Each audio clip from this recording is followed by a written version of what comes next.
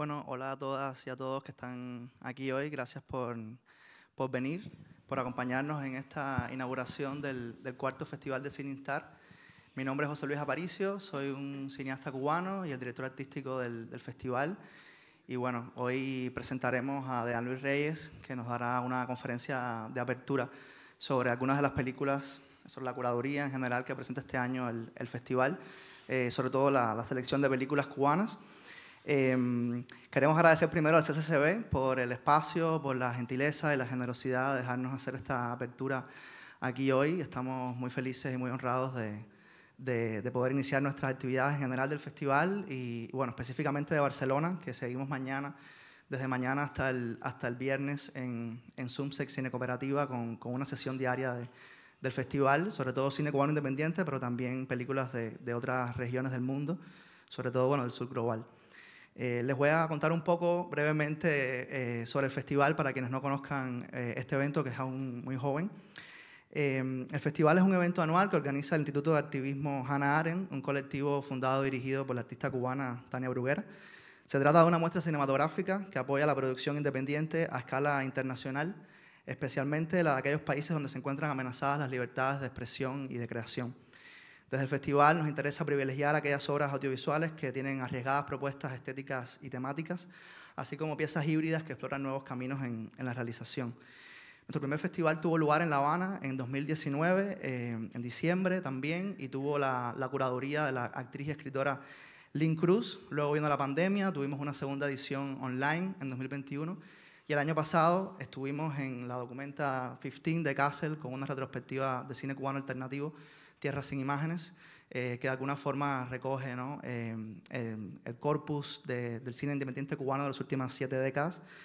Y bueno, esta cuarta edición que inauguramos hoy es la primera concebida en el exilio, y esto explica quizás su carencia de centro. ¿Dónde ubicar la sede de un evento cuyo impulso fundamental ha sido la promoción y exhibición del cine independiente cubano cuando el país natal es una tierra inaccesible? ¿Cómo escoger un punto, fijar un eje entre los múltiples parajes de una diáspora que se expande cada día? ¿No es acaso la nación una entidad más compleja que aquella que demarca los límites geográficos, los extremos políticos? Desde Kassel, desde la muestra en Kassel, comenzamos a formular estas preguntas y a soñar con la idea que nos trae hasta esta cuarta edición. La posibilidad de reinventar el festival a imagen y semejanza de nuestro gremio, nuestra cultura, nuestro simulacro de país. Si el cine cubano es hoy una entidad transnacional, un fenómeno sin centro, una suerte de rizoma, entonces el Festival de Cine Instar debe ser un evento en correspondencia, uno que sepa aprehender las multiplicidades y potenciar esta ausencia de centro, de territorio. Un proyecto que se expanda en todas las direcciones y aproveche cuanto pueda ser fértil de estas nuevas circunstancias. Esta edición que comienza hoy, que tendrá lugar desde hoy lunes hasta el domingo 10, ocurrirá en 7 ciudades alrededor del mundo: Barcelona, París, Nueva York, Miami, Ciudad de México, Buenos Aires, Sao Paulo, y tendrá una programación online para Cuba, además de una serie de charlas, debates, clases magistrales que se transmitirán en vivo a través de las redes del Instituto de Instar. Esta estructura itinerante y simultánea será el nuevo formato que pensamos para el festival en las próximas ediciones. Y bueno, sin demorarlo mucho más, le doy la palabra a Dean Luis Reyes, un crítico de cine y periodista cubano que ha estudiado desde hace ya 2 décadas la producción de cine independiente en Cuba. Tiene de hecho un libro al respecto publicado en 2020 por Rialta Ediciones, El gobierno de mañana, la invención del cine cubano independiente. Y bueno, también estamos muy felices de contar con sus palabras de apertura para esta nueva edición. Gracias de nuevo por acompañarnos hoy aquí y bueno, luego tendremos la proyección de la película La Opción Cero, un largo documental de Marcel Bertrand. Gracias.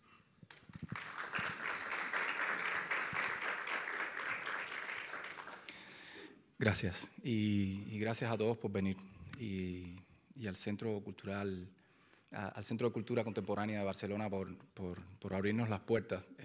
Yo les recordaba hace un rato a María, cuando llegué acá como migrante en 2018, venía a refugiarme aquí casi todas las tardes y no me imaginaba nunca que iba a estar sentado acá enfrente. Lo que pretendo no es abrumarlos con una conferencia o con es un texto en el que he tratado de resumir un poco las ideas que me generó mirar la muestra que curó Aparicio, y que en buena medida expresa el camino que se ha recorrido en los últimos tiempos, en los últimos años haciendo esta muestra, que es una muestra que la estamos haciendo acá porque es imposible hacerla en Cuba. Y es también una manera de contextualizar un poco estas películas, de dónde vienen y de qué hablan. Entonces, describir el cine en Cuba desde la perspectiva crítica siempre ha supuesto un problema, dada la especificidad del objeto de estudio. Ello porque la historia de ese cine es desde hace más de medio siglo, la del reflejo de un tiempo sociopolítico que se quiso único, ofrecido como temporalidad utópica para el espectador ajeno al mundo referencial, a las coordenadas concretas de aquella isla del Caribe. Tal especificidad ha sido una suerte de losa terrible para muchos cineastas. El cine de la Revolución Cubana, ese que el Estatal Instituto de Cine ofreció como reflejo de las mutaciones del etnos local en la forma de una comunidad imaginada, al propio tiempo que como examen antropológico de un cuerpo nacional que cambia, ha sido un referente demasiado pesado para los cineastas que vinieron después. Esto, que en el caso del cine latinoamericano se ha manifestado sobre todo a través de la necesidad de anclar sus relatos en una coordenada cultural específica, encuentra en el caso de Cuba un tinte mucho más subido desde el punto de vista ideológico. Puede hablarse de Cuba en el cine sin mencionar a la revolución, el hombre nuevo, la idea de un país convertido en un experimento viable de sociedad igualitaria. Debe reconocerse que el cine cubano del periodo épico, a partir de la década de 1960, hizo bien su trabajo, impregnando los imaginarios globales con una idea de Cuba y de su gente. Pero a estas alturas, ¿cómo se lava ese tizne? Esto último sin ánimo peyorativo, solo con la intención de ilustrar. ¿Con qué sustancia se borra la marca indeleble de un mundo que ya no existe, cuyas películas hoy lucen a la mayoría como antiguallas de un tiempo extraño para los cubanos de hoy? ¿Acaso la marca psicológica más determinante del cubano actual es haber despertado de un sueño, haber emergido de su particular caverna platónica para despertar a la imagen de un tiempo donde la utopía es un concepto incomprensible y cuyas coordenadas solo se explican bien bajo el efecto de la dominación totalitaria? Los críticos investigadores de hoy podrían concluir que en esa caverna platónica, donde reposamos por décadas bajo el arrullo del caudillo, pasaban ininterrumpidamente las imágenes de aquel cine que siempre se debatió contra el realismo socialista, pero que al propio tiempo dibujó un paisaje demasiado excepcional para el país que tuvimos y tenemos, el de un espacio donde el arte podía discutir con el poder, reflexionar desde la complejidad acerca del ejercicio de la hegemonía de la clase dominante, sugerir mundos respirables. Un cine ilusionista cosido en el espacio privilegiado de una institución estatal que por décadas sorteó de la mejor manera posible la censura férrea que rigió todas las esferas de la cultura artística y también del pensamiento en Cuba. Fidel Castro, como Lenin, sabía que el cine era un tipo de arte superior para amplificar el efecto carismático de su proyecto y se sirvió de él cuanto pudo. El país que ese cine refractó ya no existe. Hoy el cine cubano apenas sirve al ejercicio de la hegemonía de la clase dominante, para invocar a Antonio Gramsci, pues sus imágenes no son las que desea el Partido Comunista. La museificación de la revolución socialista que ha emprendido el aparato cultural oficial durante los pasados 30 años, el mismo periodo en que cobra cuerpo el capitalismo de Estado y la norcoreanización de la vida en la isla, explica a un tiempo la huida del cine en general de la tarea de mostrar lo singular del proyecto político local y la ausencia de un proyecto oficial de futuro viable para la nación, como no sea el de la casta dirigente y su intención de eternizarse en el poder. Ambos rasgos son la evidencia palpable del divorcio entre las imágenes del cine y el deseo de la jerarquía política. Por eso el poder hoy siente aversión frente al cine nacional.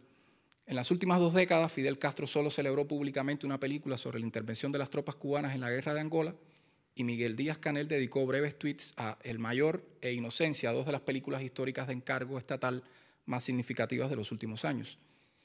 Esa celebración del pasado dice mucho de lo insoportable del presente y de cómo su devolución a través del cine, que sobre todo hacen los jóvenes realizadores, convierten a esas películas en enemigos a destruir. Pero en estas últimas 2 décadas el cine cubano ha aprendido a volar sin la ayuda del Estado, sin el guiño de las autoridades o de la prensa oficial. No son pocas las películas que se producen con dinero estatal y luego merecen la censura del silencio o simplemente no se estrenan. Como resultado, el cine nacional ha quedado sin salas de exhibición públicas en la isla. Hoy es complicado saber qué clase de espectador sigue a ese cine, qué títulos son los favoritos, cómo dialoga el público con unas películas que van y vienen de mano en mano, de ordenador en ordenador. De ahí que el Festival de Cine Instar sea un gesto inapreciable. Traer a las pantallas del mundo y al escenario virtual las imágenes negadas a los cubanos supone la primera revolución que explica la reacción rabiosa del aparato ideológico oficial contra esta muestra que aquí inauguramos y que no sería posible en el país del que hablan los cineastas que la realizaron. ¿Qué imágenes son esas? ¿A qué realidad hacen referencia? ¿Por qué se vuelven pesadillescas para los censores que querrían nublarlas, borrarlas? Sin aspirar a ser prolijo ni mencionar todos los títulos, voy a resumir los núcleos temáticos de la muestra oficial de este festival, que son los del cine cubano más inquieto de los últimos años. El primero es la condición migrante de estas películas y de sus creadores. La mayoría de ellos se han ido de la isla en los pasados 3, 4, 5 años, como cientos de miles de cubanos. 2 documentales de largometraje recurren al ejercicio testimonial para hablar del éxodo histórico que estamos viviendo. La opción 0 de Marcel Beltrán, que se va a ver en unos minutos, y Llamadas desde Moscú, de Luis Alejandro Llero. En ambas, sus realizadores rehuyen cualquier modelo didáctico y elaboran una puesta en escena muy próxima a sus personajes. En el caso de Beltrán, mayormente recurriendo a los registros autobiográficos virales que los migrantes cubanos que se arriesgan a cruzar el peligroso tapón del Darién graban de esa travesía. En el caso de Llero, construyendo un hogar no menos precario y fugaz que el propio para 4 migrantes transexuales cubanos varados en Rusia, doblemente atrapados después que el Kremlin iniciara la invasión de Ucrania. Quiero enfatizar que ambos realizadores producen su dispositivo en complicidad con sus personajes. Ello, que pudiera deberse en puridad razones de acceso y a limitaciones de producción, dado que ambas películas se hicieron en circunstancias muy complejas y con recursos mínimos, acaba dando lugar a un pacto ético que devuelve una imagen íntima del drama migratorio que nunca antes vimos en el audiovisual cubano. En la Cuba de Fidel Castro, el que se iba del país era considerado un traidor. En la de hoy, una fuente de remesas para un Estado parásito e indolente. El cine institucional sobre ese fenómeno fue en buena medida un reflejo del secuestro de la idea de nación por el Partido Comunista. Incluso el Diego de Fresa y Chocolate, cuando decide irse, lo hace a pesar suyo y deja atrás a David, el hombre nuevo que podría, a lo mejor podría cambiar el estado de cosas. Hoy los cubanos que nos vamos de la isla, como ha dicho un politólogo, es porque decidimos votar con los pies, hacer un plebiscito silencioso al Estado autoritario, decirle que no vamos a tolerar más su regencia, aunque eso nos cueste empezar de cero o acabar enfermos de melancolía. Por eso la narrativa oficial no sabe cómo tratar el asunto o lo convierte en parte de su añejo diferendo bilateral con el gobierno de Estados Unidos. Estas películas, que buscando a sus personajes acaban naufragando en el continente de lo histórico, ponen en evidencia la vieja narrativa de la privatización de las patologías sociales en favor del Estado autoritario. Ponen en jaque los argumentos del poder sobre los sujetos, sujetos que, abismándose en el tráfico de cuerpos opacos del éxodo, deciden comenzar al fin a escribir su historia. Donde el cine cubano oficial produjo monumentos, este cine que aquí se muestra produce documentos. Son contranarrativas que jamás serán aceptadas por la voz normativa del poder. Entonces, un segundo núcleo de películas de la selección oficial de este festival reescribe precisamente grandes relatos de la aventura cubana, de los que hasta ahora apenas conocíamos las versiones escolásticas.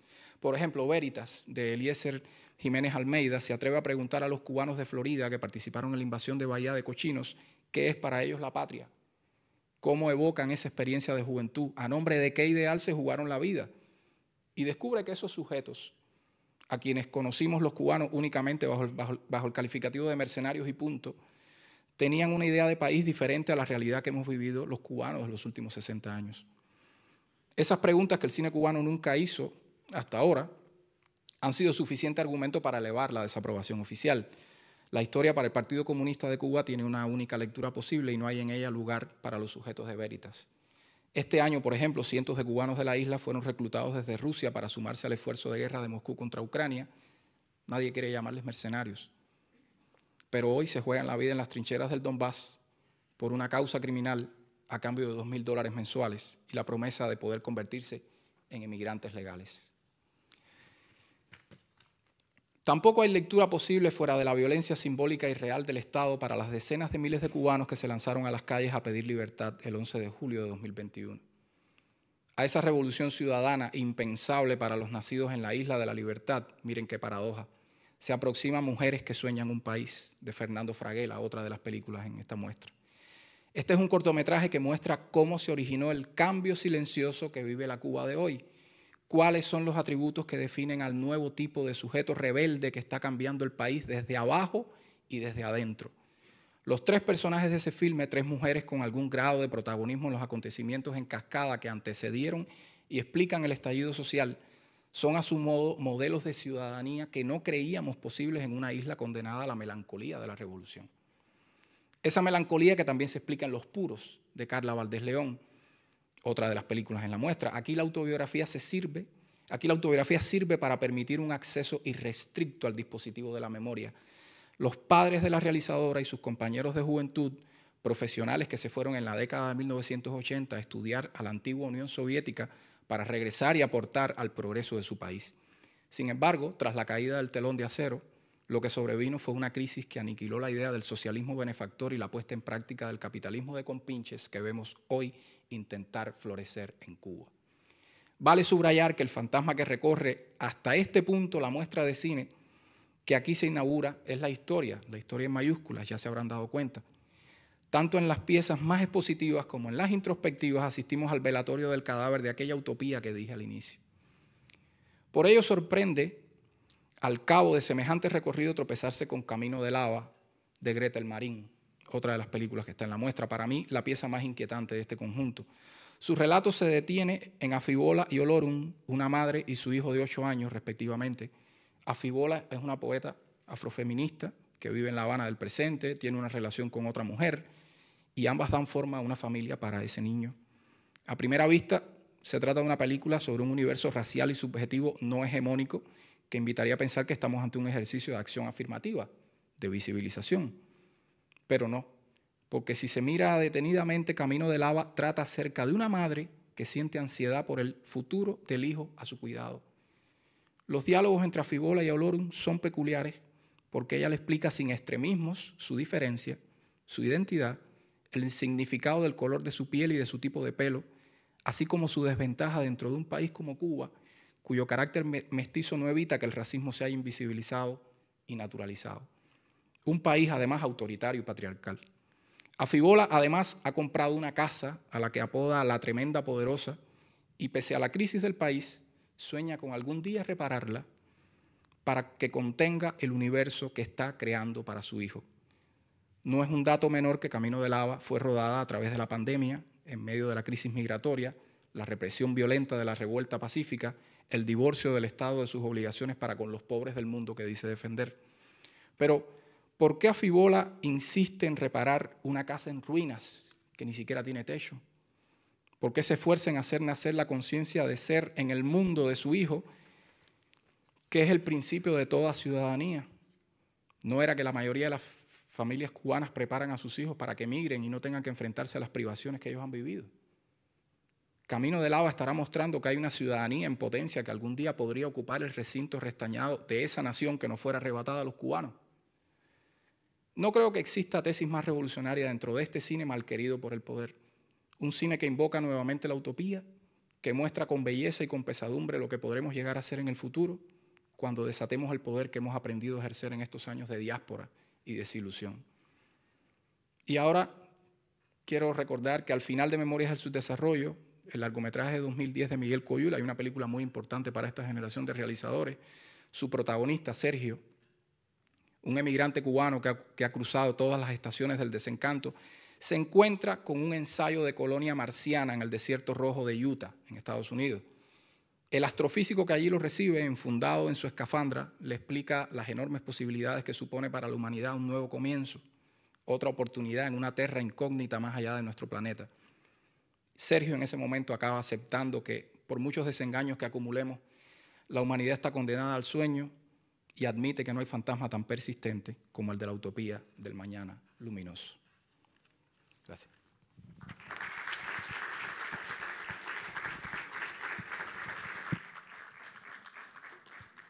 Gracias, Dean.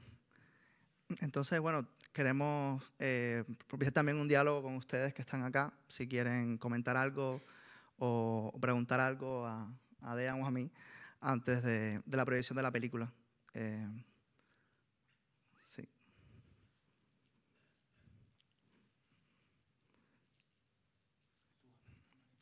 Sí. Bueno, si no tienen nada que comentar, presentamos la película. Está con nosotros María Carla del Río, una de las productoras de La Opción Cero, el largometraje de ficción, documental de Marcel Beltrán que estaremos presentando hoy aquí. Y bueno, una película que se estrenó en 2020, que ha tenido un gran recorrido en festivales importantísimos en el mundo y que creemos que es una de las películas fundamentales del cine cubano más reciente. María Carla, para que nos acompañe y presente la película. Gracias.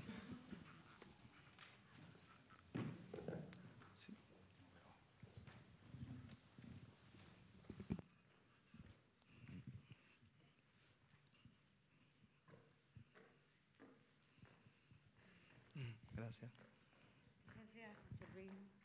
Por suerte casi todos son conocidos y no me siento, o sea, me siento un poco que en familia. Escribí lo que quería decir de la película porque estoy demasiado nerviosa y no veo nada tampoco. Bueno, a los que ya conozco, muchas gracias por acompañar a Marcel de alguna manera en la proyección de la película aquí en Barcelona. No es la primera vez que se pone aquí en esta ciudad, porque se estrenó en el Festival de Cine Alternativo, en el DA de Barcelona. Todavía no conozco todos los nombres de los festivales de la ciudad. Y sí, yo soy María Carla, para los que no me conocen, productora cubana, y esta es de mis últimas colaboraciones con Marcel Beltrán en Cuba. Nosotros, bueno, en el 2018 conocimos de la situación de los cubanos en Panamá y, bueno, Marcel tenía un acceso privilegiado a ellos, digo privilegiado porque, bueno, podía viajar, no sé qué, entonces, y, bueno, se hizo conocido de estas personas y a nosotros nos pareció una oportunidad para